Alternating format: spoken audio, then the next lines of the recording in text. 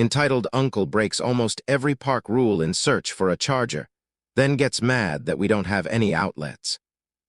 In an empty field, a little bit of context before I start the story. My first job back when I was a freshman was a program attendant at one of those city fairs. For this job, I was situated in a small little park-like field, which consisted of several tents, each with an activity for the kids to do with their families. Anyway, on the day that the incident that this story is about happened, I was situated at a tent where you could design little toys like a pinwheels, folding fans, paper masks, and things like that. All was going well when suddenly an uncle and his 3 nieces came in and started coloring a tote bag.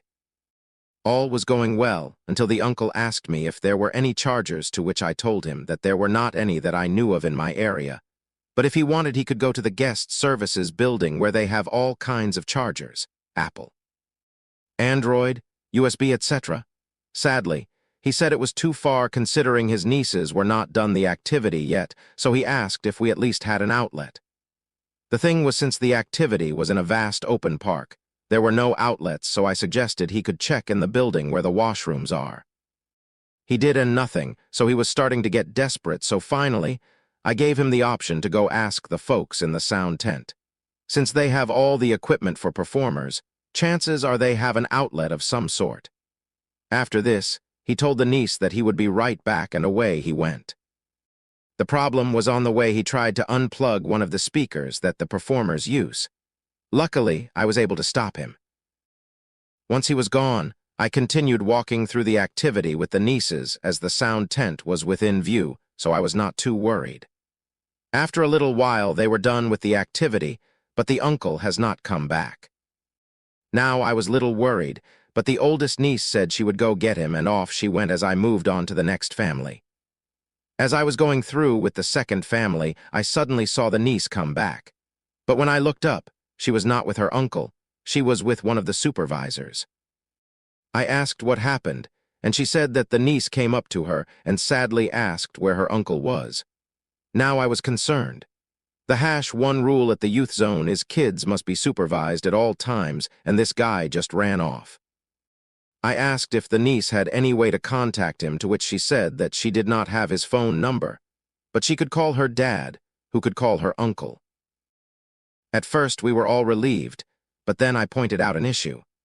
If he was looking for a charger when he left, chances are his phone was dead by now, so all we could really do was try to find him.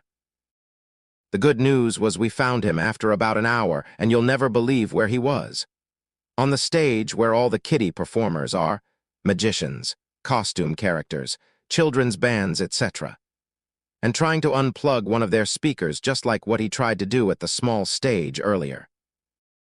Now this is where we get to rule #2, and that is that there are only 3 people allowed on the main stage. 1. Performers. 2. Staff. 3. Audience members when invited by performers, and when there are no performances, nobody is allowed on the stage whatsoever.